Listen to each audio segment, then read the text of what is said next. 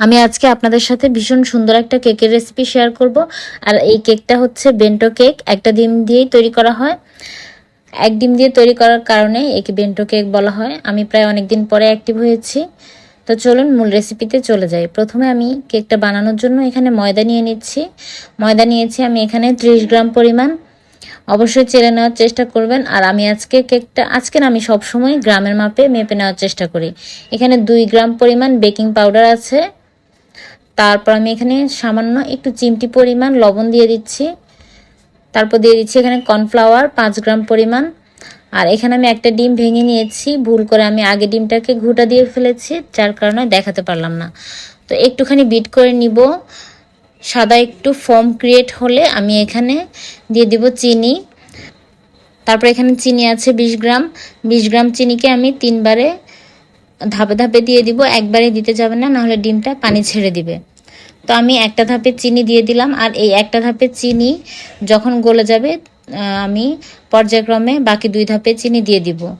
আর bitter স্পিডটাকে লো স্পিডে রেখেই কিন্তু বিট করতে হবে, খুব বেশি বাড়ি দেওয়া যাবে না। আপনার একেবারে লো স্পিড যেটা আছে সেটাতে দিয়ে দিবেন। তো একে একে আমি 3 ধাপে চিনি এখানে দিয়ে দিলাম। তারপর ডিমের ফোমটা হয়ে গিয়েছে। যখন দেখবেন বিটারের কাঁটা দিয়ে ফোমটাকে উঠিয়ে একটু দাগ টেনে নিলে বা একটা কিছু সংখ্যা লিখলে সেটা ডেবে যাচ্ছে না, তখনই বুঝবেন আপনার ডিমের ফোম একদম রেডি। তো এখন আমি এখানে দিয়ে দিব ভ্যানিলা এসেন্স 2 গ্রাম পরিমাণ। আর দিয়ে দিচ্ছি 1 টেবিল চামচের মতো তেল। তেলটাই স্কিপ করতে পারেন। আর আমি অফ স্ক্রিনে 2বার ময়দাটাকে চেলে নিয়েছি।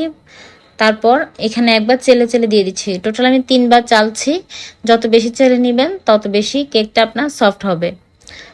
তো একবার দেওয়ার পর ভালোভাবে মিশিয়ে নিব ডিমের ফোমের সাথে ময়দাগুলোকে। তারপর আরও একবার, তারপর আরও একবার, এভাবে পর্যায়ক্রমে আমি 3বারে দিয়ে নিচ্ছি।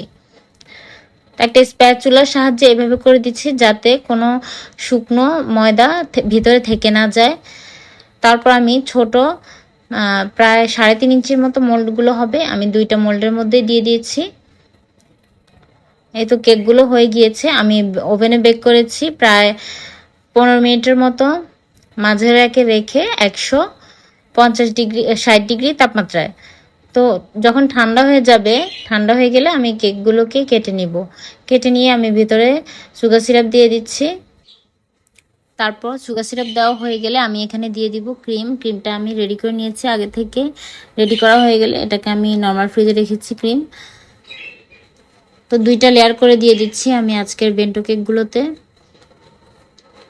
তো উপর লেয়ারও আমি সুগার সিরাপ ব্রাশ করেছি এবং উপরে ক্রিম দিয়ে দিচ্ছি। ক্রিমটা দেওয়া হয়ে গেলে আমার কেকটা রেডি নর্মাল ফ্রিজে রাখার জন্য। আমি অফ স্ক্রিনে, যেহেতু আমি এখানে 2টা কেক একসাথে করেছি, আর অফ স্ক্রিনে আমার আরও একটা কেক রেডি করা ছিল। তো এখন আমার যে কেকটা অর্ডার ছিল এটা ছিল লাভ শেপের। যেহেতু আমার কাছে লাভ শেপের কোনো মোল্ড নেই, তাই আমি গোল কেকটাকে কেটে আমি লাভ শেপ করে নিয়েছি। এটা খুবই ইজি, আপনারা একটু দেখলেই বুঝতে পারবেন আমি কিভাবে কাজটা করে নিচ্ছি। লাভ শেপ দেওয়া শেষ। এখন আমি উপরে ক্রিম দিয়ে দিব। উপরের ক্রিমটাকে আমি স্প্রেড করে দিচ্ছি, খুব ভালোভাবে ফিনিশিং আনার চেষ্টা করছি। ফিনিশিং দেওয়া হয়ে গেলে আমি এটাকে আবারও নর্মাল ফ্রিজে রেখে দিব। নর্মাল ফ্রিজে রেখে তারপর আমি ডেকোরেশন করে নিব। কেকটা বারবার নর্মাল ফ্রিজে রাখতে হয়। নর্মাল ফ্রিজে রাখলে কেকের সেটিংটা সুন্দর হয়। তো আমি উপরে একটু চামচের সাহায্যে দেখেছেন একটা ডিজাইন করে নিয়েছি। এরপর আমি সাদা, কেকটার অর্ডার ছিল এটা পুরোটাই সাদা, আর শুধু লেখাটা হবে কালো অথবা চকলেট কালার দিয়ে। হুইপ ক্রিম দিয়ে আমি এখানে কিছু লাভ করে দিচ্ছি। এটা সম্ভবত একটা অ্যানিভার্সারি কেক ছিল। তারপর আমি চকলেট গলিয়ে সেটাকে পাইপিং ব্যাগে নিয়ে একটা বার্তা লিখে দিচ্ছি। আপু আমাকে যেটা লিখতে বলেছেন আমি সেটাই লিখে দিয়েছি। আসলে দেখলে মনে হয় যেন লিখতে কতটা সহজ, যখন আমরা এটার উপরে লিখতে যাব তখন বোঝা যায় কতটা কঠিন। তো এই তো আমার কেকটা পুরোপুরি কমপ্লিট হয়ে গিয়েছে।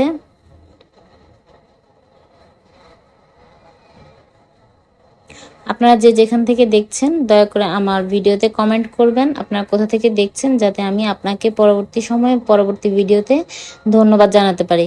আর যদি আমার ভিডিওগুলো আপনাদের কাছে ভালো লাগে তাহলে আমার চ্যানেলটি সাবস্ক্রাইব করে রাখতে পারেন, যাতে আমি নেক্সট টাইম কোনো ভিডিও ছাড়লে সবার আগে আপনি দেখতে পারেন। আমার লেখাটা কমপ্লিট হয়ে গিয়েছে এবং কেকটাও সম্পূর্ণ রেডি। আমি এটাকে পরের দিন সকালবেলা ডেলিভারি দিয়েছি। পরবর্তী কেকটা আমি নেক্সট টাইম ভিডিওতে দেখিয়ে দিব। আল্লাহ হাফেজ।